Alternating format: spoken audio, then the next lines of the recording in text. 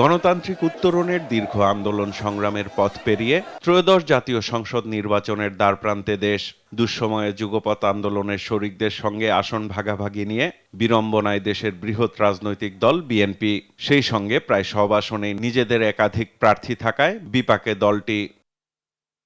রাজনৈতিক সমীকরণে জোটসঙ্গীদের ছাড় দেয়া ও প্রার্থী বাছাইয়ে বাদ পড়েছেন বিএনপির হেভিওয়েট অনেক নেতা। অন্তত ১০০টি আসনে তাদের অনেকে দলের সিদ্ধান্তের বাইরে প্রার্থী হয়েছেন।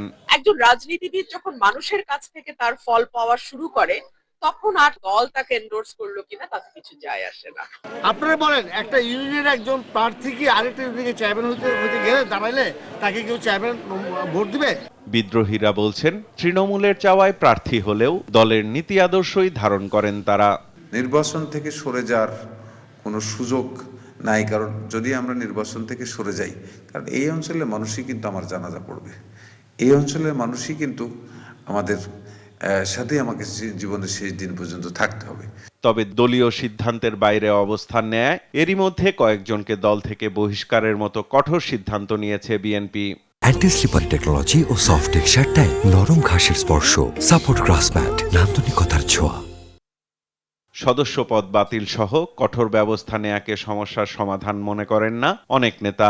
জনাব তারেক রহমান সাহেব একটি করে ফোন করে যদি 30 সেকেন্ড করে কথা বলেন যে আপনার ব্যাপারটা আমাদের মাথায় আছে, আমরা চিন্তা করছি, মন খারাপ করবেন না, কাজ করেন দলের জন্য, এনাফ। আর দলটির নীতি নির্ধারকরা বলছেন, বিগত আন্দোলন সংগ্রামে নেতাদের ত্যাগ বিবেচনায় এখনো নমনীয় বিএনপি। নির্ধারিত সময়ের মধ্যে প্রার্থিতা প্রত্যাহারের সুযোগ দেয়া হয়েছে।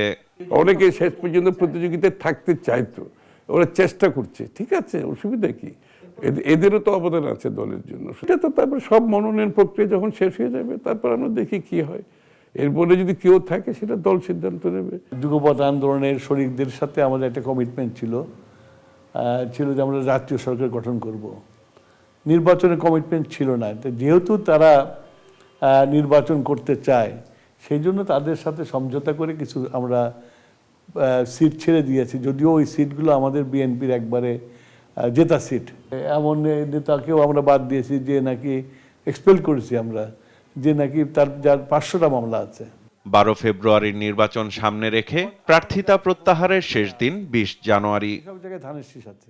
সাইফুল রিপন, দেশ টিভি, ঢাকা।